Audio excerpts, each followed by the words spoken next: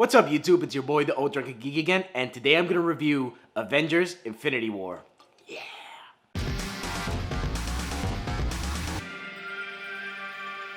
What's up, guys? So today I'm gonna do my review, but I'm gonna do it starting with a non-spoiler part, and then I'm gonna move on to spoilers.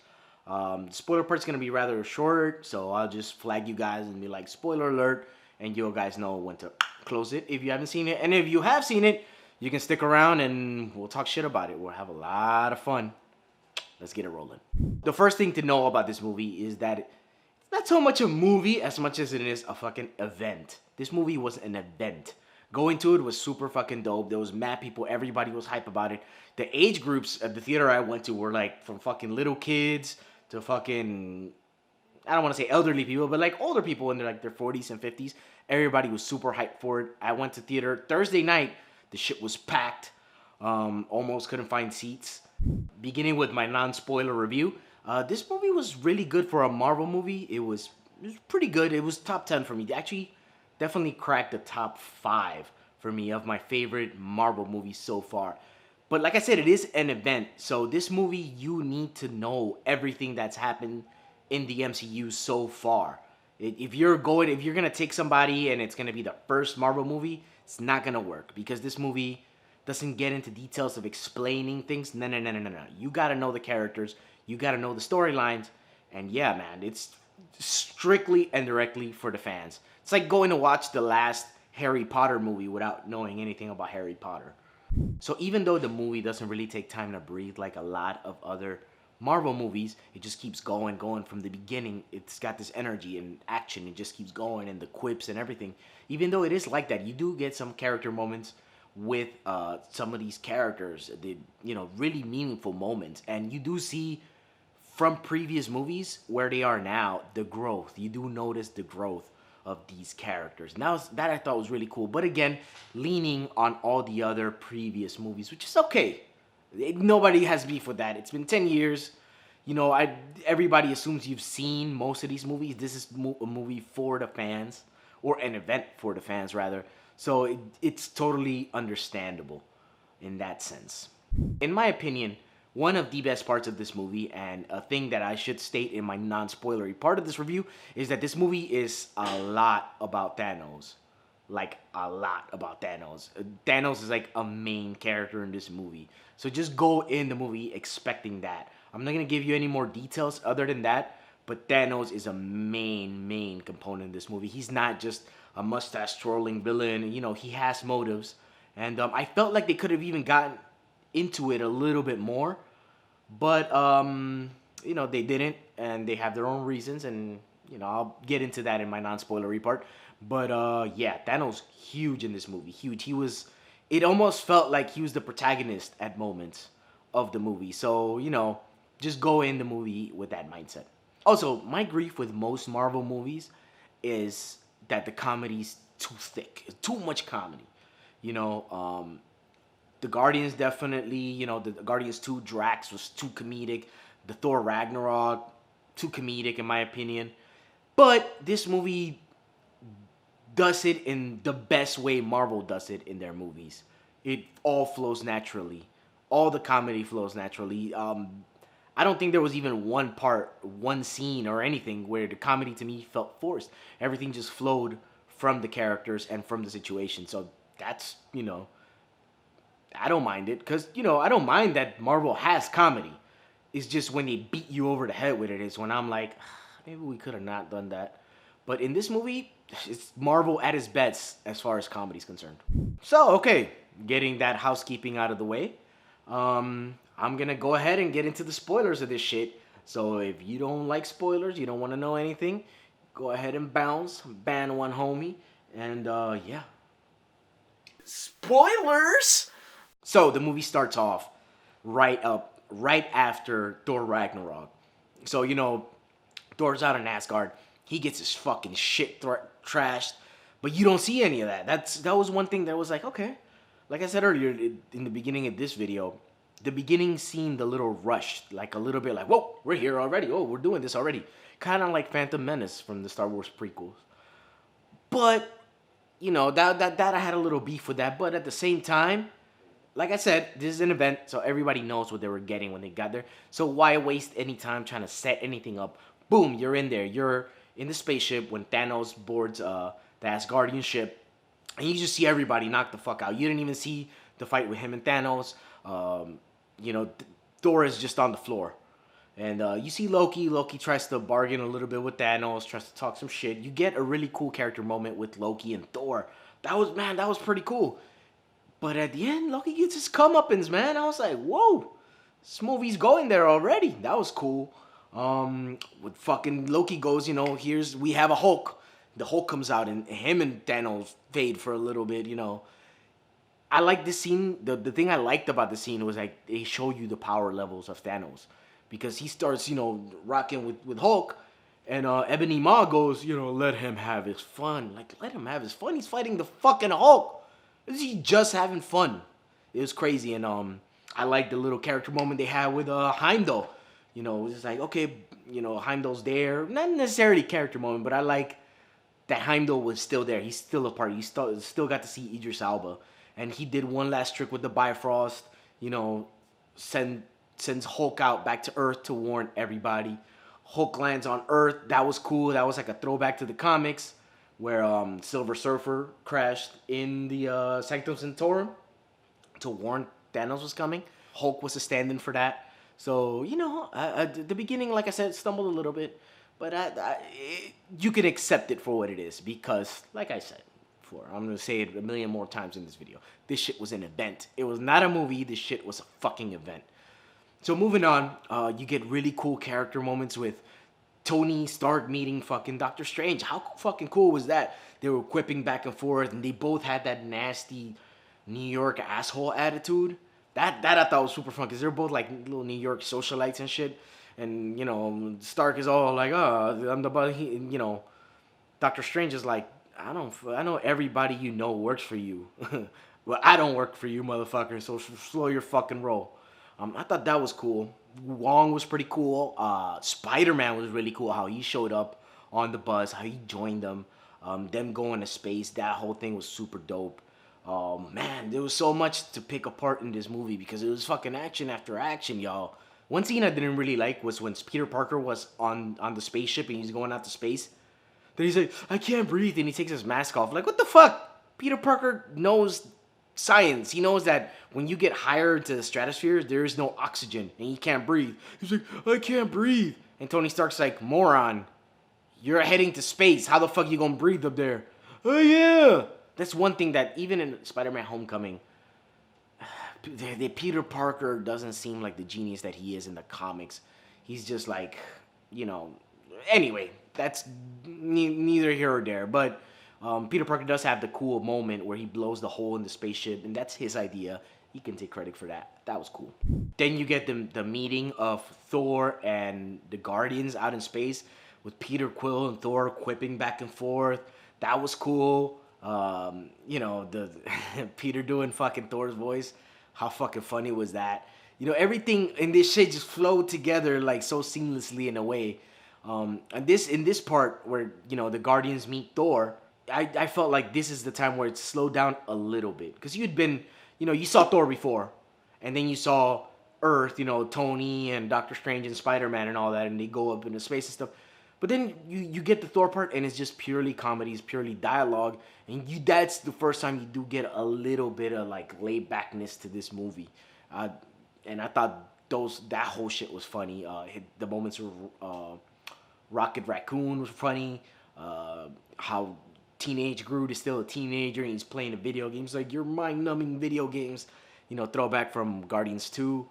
Yeah, man, this shit is fucking... It just keeps going. Furthermore, I'm going to skip around in the timeline because I'm assuming you guys have already watched the movie. So, keeping on with the same thread of Rocket and Thor and Groot going off and doing their thing on their own. I like Peter Dinklage. I just thought, like, that whole scene when they were, you know, they were with the Dwarf Star, you know, trying to reignite it. You know, it was kind of cool. Some of the things were cool. But Peter Dinklage himself looked a little too goofy as a giant. And he played him a little bit extra hokey, in my opinion. And it just didn't add much to the movie as, you know, on the plus column. It was a little bit more in the negative column. Other than that, the making of the hammer and Groot helping out, at the very end, knowing that Thor went through all this shit to get it was cool. The best the best part of this whole little thread of Thor and Rocket going off on their own was when Rocket goes, "Oh, time to be a captain," and he asks Thor about his personal. Your so your dad died and your sister died. Oh yeah, and your brother died, huh? Yeah. What about your best friend? He's like, yeah, he died too. And your mother? Yeah, she's dead. I like this because in Thor Ragnarok, it felt like nothing that happened to Thor had any impact. And yo, big ups to fucking Chris Hemsworth because his comedic timing is really funny when it needs to be. When it was time to get into the drama, man, he shed that one tear. He was like, yo, he was tearing up and shit. And I was tearing up with his ass. I'm like, yeah, man, your sister's a bitch. She kills your dad or whatever. Well, she didn't actually kill the dad, but the dad died and your sister came out and she's a bitch. She killed all your people. Your best friend got killed by Thanos. Thanos finished killing off your people. And like I said, in Thor Ragnarok, it felt like there was no stakes. They were laughing about it all the way till the end. And here he finally deals with it, and that's what I thought was really cool about that thread of story. And of course, fucking Thor with a new hammer is fucking badass. We see that later when he's wrecking motherfuckers in Wakanda. Okay, moving back with the whole Peter, Quill, and Gamora, the whole Guardians thing, where they go after the reality gem. That was a fucking nice fucking fake out with Thanos. They thought they defeat Thanos, and he's like, no, I've been using the reality gem. I already defeated this. And Gamora had made Peter promise her that he would shoot her if if Thanos got his hands on her, and he actually fucking went through and did it. But again, Reality Stone, the bubbles came out instead of the laser blast. I thought that was really cool. That was like a little fake out, but it also informed you so much of Peter and Gamora's relationship. He does love her, but at this end of the day, he still respects her that much that he will follow through with her wishes, even though it costs him the love of his life, And the whole thread with the Guardians, Peter's development and story, I thought was cool in the beginning, but then later on, I'll get to it later on in the video, but what he does later, to me, was a little bit like, oh man, I thought you were bigger than this, Peter, you seem like you had it together at this moment, but later on, you seem like you backslid a lot. So to me, that was a little bit shoddy. Maybe didn't keep good continuity of his development, but that's minutia. It's little bullshit. Little bullshit. Nobody cares. Nobody cares. It's a little bullshit. Fucking meanwhile, there's all this fucking action going down, and that's what this movie was, man. Just fucking nonstop action, and that's what always kept it afloat. One thing that I didn't quite expect in the movie that surprised me a lot was when Scarlet Witch and Vision, they were kind of the lead of the movie in a way. One of the main leads, and their story, and they're wanting to be together. Vision's got permission from Tony Stark and from the world government or whatever, and Wanda's got permission from Captain and her people, and they're both meeting together. They're both taking the time to develop this relationship. You're seeing it like, okay, they're actually developing a relationship. It's like the comics. Blah blah blah, and then this shit happens, and Vision gets stabbed. It felt really personal, and it felt really like a progression of their characters, which is super fucking dope. I loved it, and yeah, man, all through the movie, all the way to the end, it's a lot about them, and you see them being in love, and then you see them having to deal with the loss and hard choices and stuff like that. Man, what more could you ask for from a movie, bro? What more can you ask for from a movie? So, through Wanda and Vision's story, you finally get to see the return of Captain America in his badass Nomad outfit. You get to see the Falcon and Black Widow, I'm sorry. You get to see them again, which everybody was expecting. As soon as fucking Captain came on the scene, everybody was just fucking bunch of fucking hyenas just, ah! It was, the fucking, my theater fucking lost it, yo. They fucking lost it. And, of course they would, because it's fucking Captain America. This scene was really cool because the part of the Black Order, the villains that came to get him, they made quick work of Wanda and Vision. They got the drop on Vision. They stabbed him and he couldn't heal from it and shit because of their magic staff or whatever. But we saw them fight Captain, Falcon, and Black Widow. I always get her name confused with Scarlet Witch. Black Widow. And we saw them more than hold their own. They were whooping on the Black Order. So I was like, okay, this scene is just to let you know, as a team, how cohesive they can fight.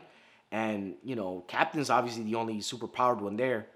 Even though in the comics, Black Widow also has like a Russian version of the super soldier serum. I'm not going to address that. They haven't said anything about it in the MCU. So we just assume that she's a regular human. But still, they were rocking those two other motherfuckers. That was dope. So, just to give a quick little lick of the tush about Gamora, her whole origin story that they told a little earlier, that was really cool, and that cemented Thanos' character. That gives you Thanos' motivation and a little bit of Thanos, his backstory. When you see the flashback, you understand what his goal is and why it is. To kill half of the universe so that the other half can live really, really comfortably and not have to be, always starving. Because he says the problem with, the problem on Titan was the same problem as everywhere else. Too many mouths to feed. And, that's like a philosophical quandary and shit that we actually have in our planet too. Thanos is one of the most important parts of this movie. And nowhere does it show most than with his scenes with Gamora. You tell his backstory through her flashbacks, and you see what his motivations are, what his mind state is, what his plans are, to kill half of the universe so that the other half could live comfortably. The scene with Nebula where he's torturing her because he doesn't care about her. He cares only about Gamora, really. And, she has a moment kind of like Princess Leia in A New Hope, where she has to make a choice whether to give him the information or, just save one person or whatever. She has the choice between one thing or another. Like, they're both bad, but, like, she kind of caves, kind of like Princess Leia did. Even though Princess Leia didn't actually give Vader or Grand Moff Tarkin the information, she gave him, she kind of slow-walked him. She's like, oh, it was Tatooine. And they still blew up fucking Alderaan. Whatever. Neither here nor there. So the most impactful part of the movie, in my opinion, was when Thanos sacrifices Gamora to get the Soul Stone. That was fucking super dope. And I'm skipping ahead here a little bit, but in my opinion, since he had to sacrifice her to get the Soul Stone, I think that she's trapped in the Soul Stone. So we will see Gamora again. My opinion, nobody gotta agree, but I think she is trapped in the Soul Stone.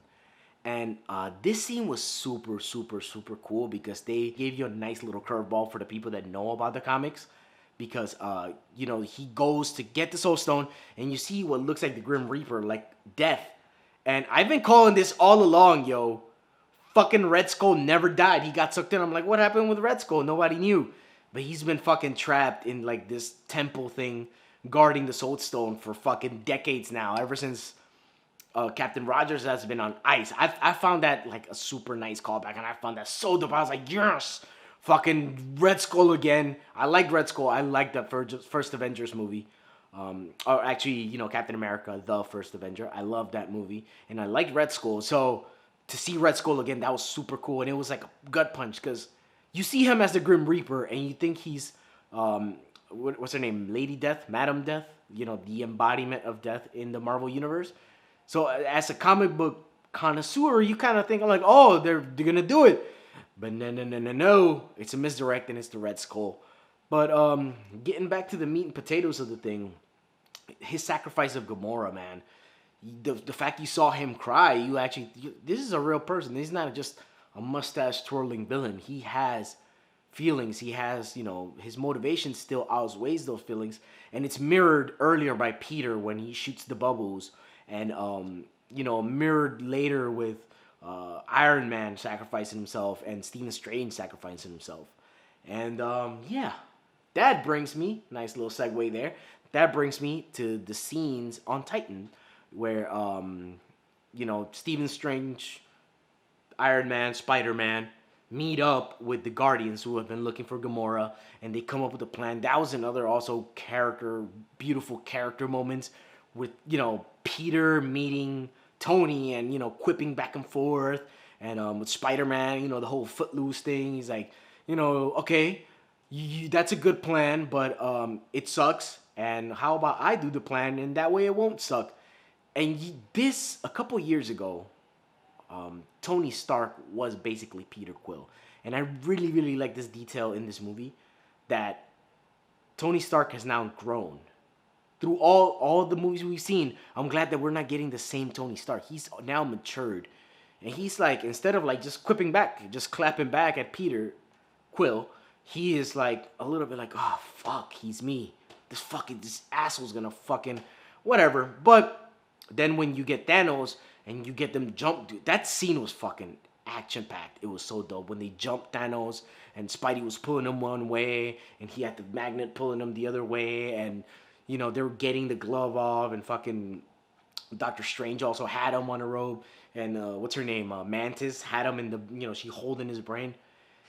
That was such a cool action moment, and this, like I said earlier, it bothered me that Peter Quill dropped the ball in this one, even though it was his plan.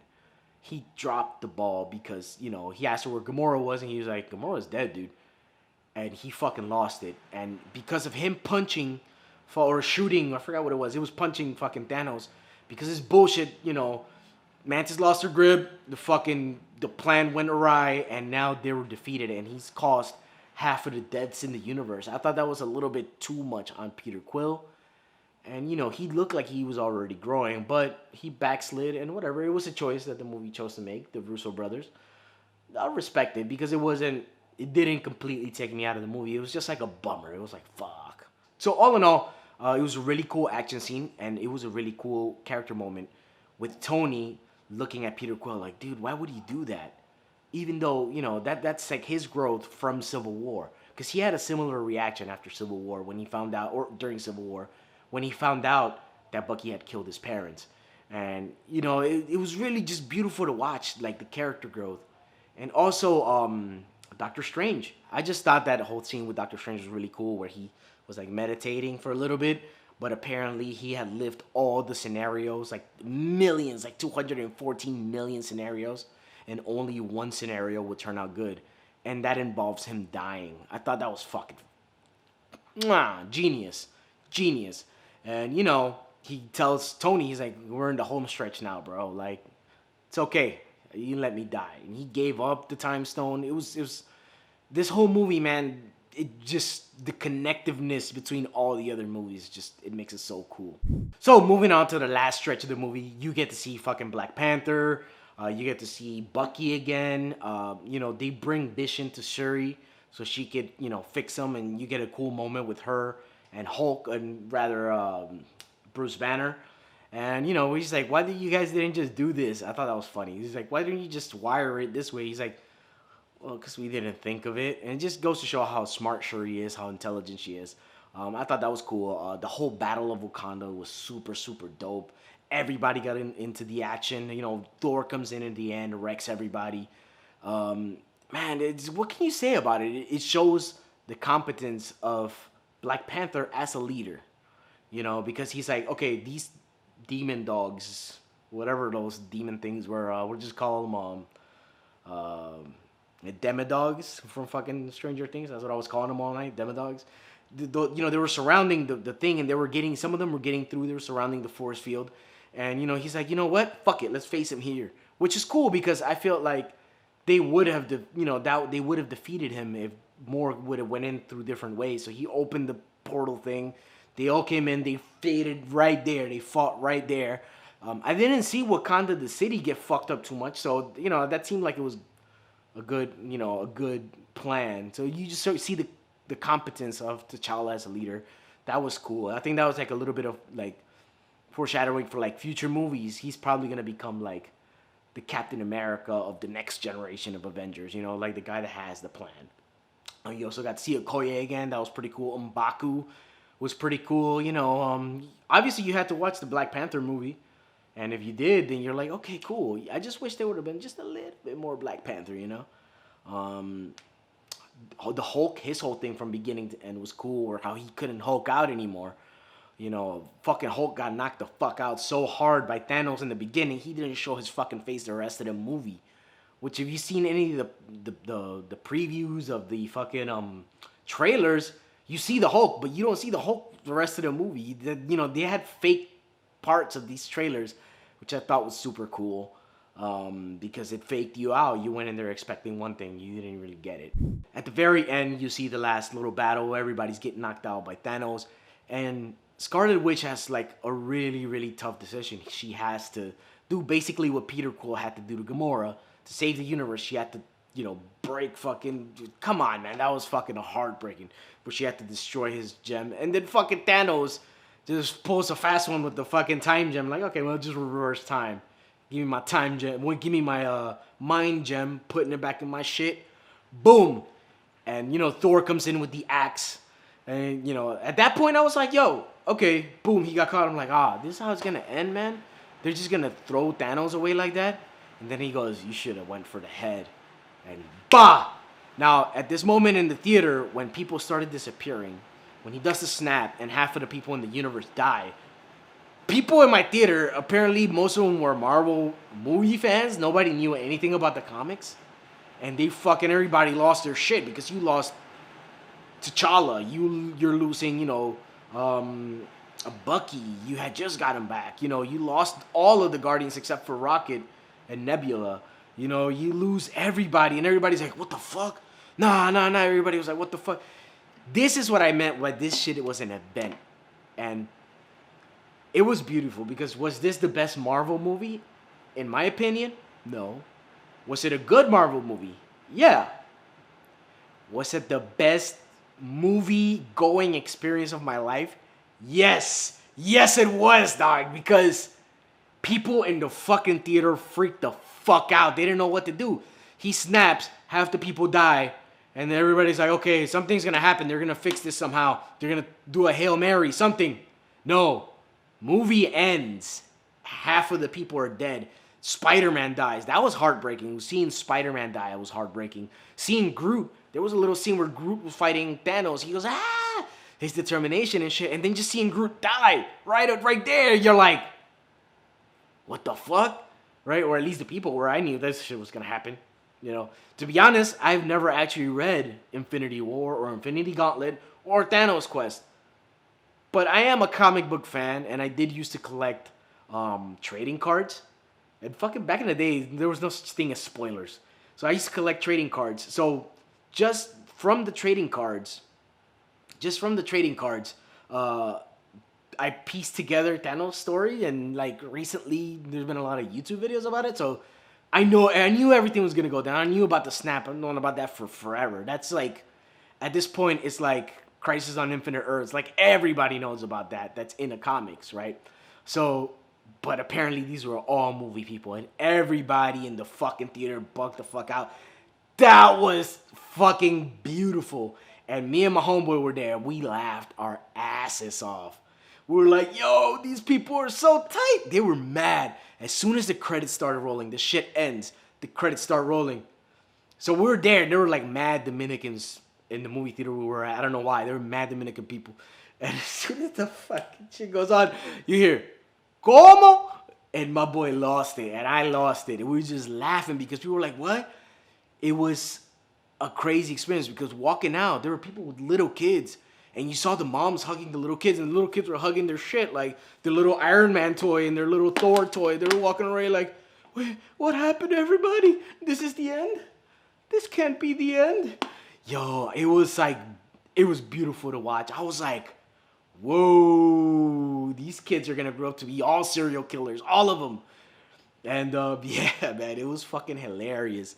And then they didn't even give you a mid-credit scene. Then you wait to the end credit scene, and this, has to do with the movie. It's, the whole scene where they show you, they're kind of introducing Captain Marvel with the little beeper thing. But, you get to see Nick Fury again, and Maria Hill. That's pretty cool. But even they disappear. And it was just, man, it was an event. That's why I said it's not so much a movie as much as it was a fucking event. It was genius. I loved Marvel for actually going through with it because I was wondering how it was going to work. And yeah, man, I don't know. I don't know what else to say about that. So anyways, that's more or less all I got to say, as if I have more time, because this video is probably at this point like 20 minutes long. That's all I got to say. about Avengers Infinity War. I thought it was dope. So far, ranks, 3 or 4, probably like 3 in my favorite Marvel movies so far. Actually, next week, I'm thinking of doing a video of my favorite top 10 Marvel movies. You guys care, you can check that out. And yeah, so as far as my ODG rating, I'm definitely gonna give this shit 5 shots. I've only watched it once. Maybe if I watch it again, I'll think it's crap. Who knows? But as of now, I give this shit 5 shots. Recommend it heavily. And yeah, if you're a Marvel fan, you already watched this.